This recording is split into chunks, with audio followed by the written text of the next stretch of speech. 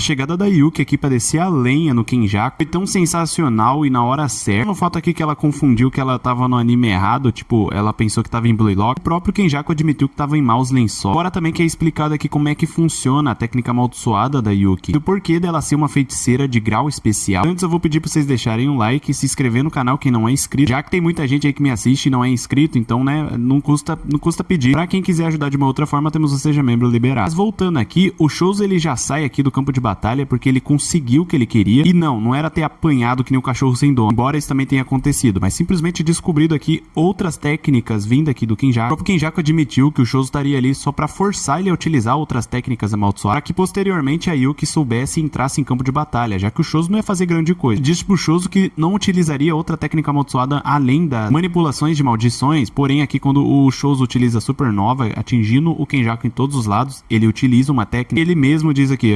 merda, agora eles sabem. Quando a Yuki simplesmente aparece pra assumir aqui o lugar do Choso, ela diz que o Choso ele lutou muito bem e que agora ele pode descansar. E o tipo dela são os esforçados, ou seja, o Choso com certeza tem uma chance que, resumidamente falando, ela vai destroçar o Kenjaku. O Kenjaku pensa aqui, né, já que ele foi concebido o título de grau especial, falando aqui da Yuki, a administração deve ter conhecimento de sua técnica amaldiçoada. Apesar disso, não conseguir arrancar essa informação deles, ou seja, Kenjaku não sabe como é que funciona as técnicas amaldiçoadas da Yuki. Equilibrar as coisas e não ser pego de surpresa, ele utiliza aqui, né, a técnica de manipulação de maldição, invocando uma das maldições mais fortes que ele possuía. E sim, ela é de grau especial. E o que P da vida pega aqui o Shikigami dela, enroladinho aqui, parecendo uma bola, dá um chute tão forte, igual eu falei, parecia até Blue Lock, passa raspando pelo Kenjaku e atinge diretamente essa maldição que é destroçada apenas com uma bolada, tipo, lá ele. Podemos dizer que, entre aspas, ela destruiu aqui uma maldição de grau especial com apenas um chute. É uma bolada. Ela avança aqui rapidamente pra cima do Kenjaku, falando aqui, está com medo de mim por não saber minha técnica? Acho que vou só contar então. É massa.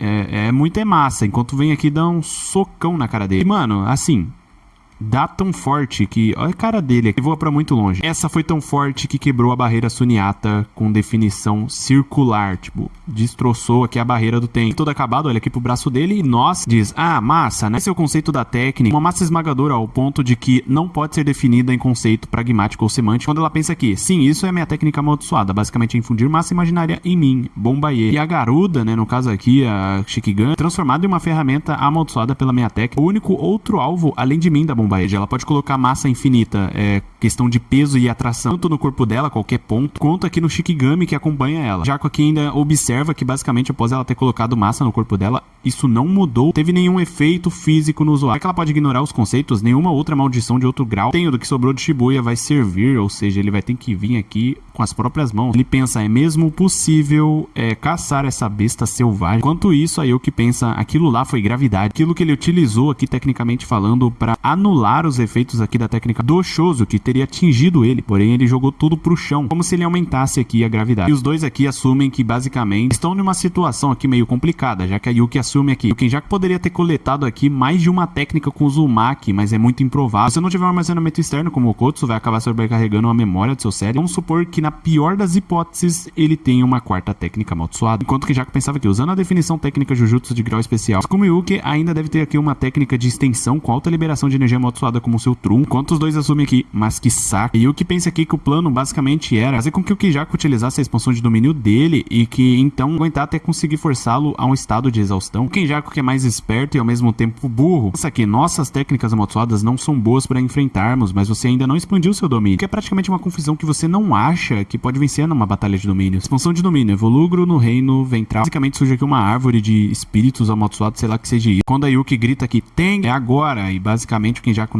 não entende nada, o Teng diz aqui, nossa, será que vai dar tempo? Então é voltado aqui mostrando como é que eles bolaram esse plano. Basicamente o Teng tá falando aqui, o objetivo do Kenjaku na tumba é chegar ao meu corpo principal. Vocês dois vão enfrentá-lo numa sala com um labirinto de barreiras interconectadas acima deste lugar. Basicamente é isso aqui que tá acontecendo. Eles estão tendo a batalha aqui, tem vários outros lugares interconectados e a tumba da estrela e, enfim, eu não consigo entender muito bem também. Cada sala é uma barreira Sunyata, qualquer um habilidoso o suficiente com técnica de barreira para configurar. Já que um feiticeiro do nível do Kenjaku poderia até transformar em uma sala de cinema se quiser. basicamente o que ele tinha feito lá pra mostrar aqui pro Choso o plano dele. A Yuki pergunta se isso é uma coisa ruim pra ele. Basicamente o Tengen diz aqui que é isso que o Kenjaku precisa pensar. Acho confortável pra pensar aqui que está dominando o espaço e dessa forma ele vai ficar dentro da barreira. Mas no fim das contas a barreira Sunyata ainda é minha, então comecem a luta dentro da barreira Sunyata e façam expandir o seu domínio lá. Como a barreira é minha, toda a informação dentro dela é visível pra mim. Analisar o domínio do Kenjaku e inserir uma configuração que vai utilizar vetores através da barreira Sunyata. Basicamente aqui, né, a barreira Sunyata em volta o domínio do Kenjaku e assim, o Tengen ele pode explorar esse domínio. A Yuki diz aqui que não entendeu muito bem, mas basicamente o que ele quer fazer é negar aqui o efeito domínio do Kenjaku. Tengen diz isso mesmo, e quanto tempo eles precisariam para isso, basicamente é só apenas 10 segundos. Sugere aqui basicamente ela ter expandido o domínio dela primeiro, depois ele, daí então ele vai negar que a expansão de domínio do Kenjaku, e então ela vai vencer ele na expansão de domínio. Tem que dizer, não, isso não vai dar certo. Se fizer isso, a parte externa do domínio será o seu, e o seu domínio vai ser destruído antes do domínio do Kenjaku. Mostrado aqui, né, a barreira Sunyata, se ela expandiu dela primeiro e ele expandiu dele, ele vai ficar protegido pela expansão de domínio dela. Agora também que a expansão de domínio dele é mais forte do que a dela. Agora também que o Kenjaku ele poderia utilizar um domínio simples em vez de expandir, então daria tudo errado. Usar essas táticas contra um domínio completo seria só pra ganhar tempo. Não sendo tão subestimada assim, tecnicamente sim, porque nós estamos falando do Kenjaku. Faça o Kenjaku expandir o seu domínio e eu vou desfazê-lo. Então quando o Kenjaku exaurir, eu vou acabar com ele. Paradinha rápida só pra evitar aqui com que o algoritmo entenda que eu tô mostrando simplesmente um mangá num vídeo inteiro, dando assim strikes, etc. Então sim, eu tô mostrando outra coisa aqui. Aproveitando aqui pra fazer um mexanzinho, eu tenho simplesmente um canal aqui de game. Se por acaso você se interessar aí de ver eu fazendo outra coisa, sempre vou deixar aí um comentário fixado dessa conta aqui, então é só você lá se inscrever. Mas, enfim, acho que já deu tempo suficiente, então vamos voltar pro vídeo. Porém, um erro de cálculo custaria a vida de todo. O Kenjaku utilizou essa expansão de domínio aqui, que basicamente era do Geto, muito semelhante à do Sukuna e Shibuya. Basicamente expandiu o domínio dele e ativou sua técnica amaldiçoada sem fechar uma barreira. Feito absurdo. Ou seja, aquela parte externa do domínio a ser quebrada não existe. Resumindo, tem aqui a barreira Sunyata, novamente, para vocês entenderem. Ele expandiu o domínio dele sem ter essa barreirinha dele aqui que está sendo quebrada. Ou seja, é como se o domínio nem tivesse lá. Yuki, né, utilizando aqui um domínio simples para anular aqui o efeito dele, nem começa a ser quebrado facilmente. Kenjaku ainda assumiu, achou mesmo que algo desse nível ia aguentar o meu domínio. Enquanto ela tenta meio que sobreviver dentro do domínio, ela pensa que anda logo, enquanto isso o próprio Kenjaku assume que já sabia sobre o plano do Tengen. Quando o Tengen se mata aqui pra planejar outra coisa, pensa que usando o alcance do acerto garantido como parte externa, vou apagá-lo junto com a minha barreira Sunyata. É como se a barreira Sunyata se transformasse aqui as barreiras domínio do Kenjaku. Eu pensava que, Tengen, eu não sou como você, eu já vivenciei tudo isso. Quando a Yuki tava quase chegando perto dele, simplesmente utiliza o que parecia ser a técnica de gravidade que ele teria utilizado anteriormente, bota toda essa pressão em cima da Yuki. Quando o plano do Tengen funciona, porém ele pensa que, você desfez aqui meu domínio junto com a barreira Sunyata, é tão teimoso quanto o velho, mas já é tarde demais.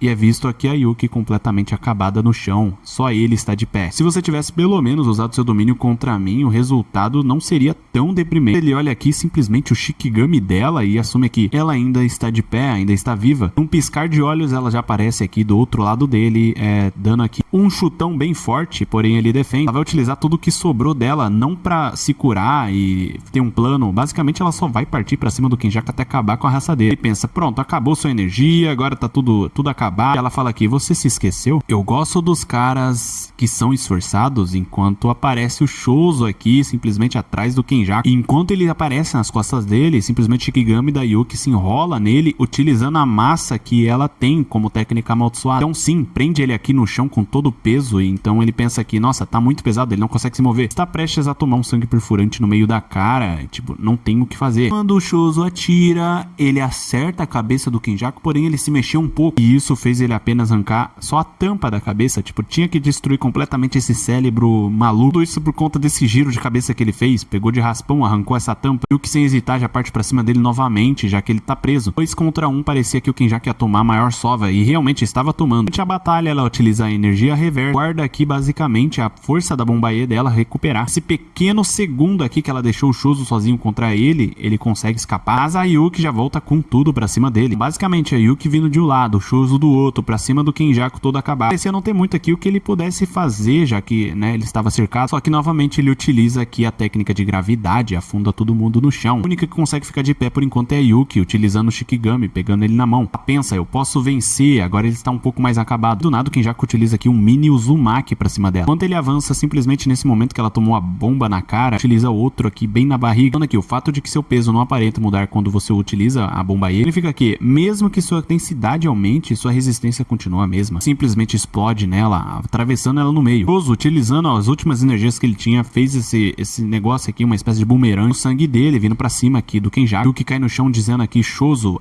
é aqui que você morre como uma maldição. Então viva desta vez como humano, que tirando ele aqui de jogada, mandando ele pra fora da barreira. Então assim decretando a vitória de Kenjaku. Teng aparece aqui conversando com ele, uns negócios nada a ver, e diz aqui: então eu sou só uma distração. Basicamente o Kenjaku olha pra baixo, a Tsukumo relando dele. Então ele começa a sentir aqui a massa que ela começou a atrair. Basicamente ela diz aqui: a massa criada pelo bomba E de fato não afeta a realidade, mas só até certa densidade. Então ele pensa que a densidade, se não tem um limite para a quantidade de massa que a bomba E pode criar, simplesmente criar um buraco negro. Ele explica rapidamente: um buraco negro é extremamente denso, com uma gravidade tão forte quanto nem a luz pode escapar, quem dirá a massa. Teoricamente, poderia ser criado comprimindo a Terra até um diâmetro de 2 centímetros, no caso aqui. Tão pequena, porém ela é extremamente densa. Foi isso que a Yuki fez. Um buraco negro em cima do Kenjaku. Parecia que nenhum dos dois teria sobrevivido, até que Kenjaku está vivo.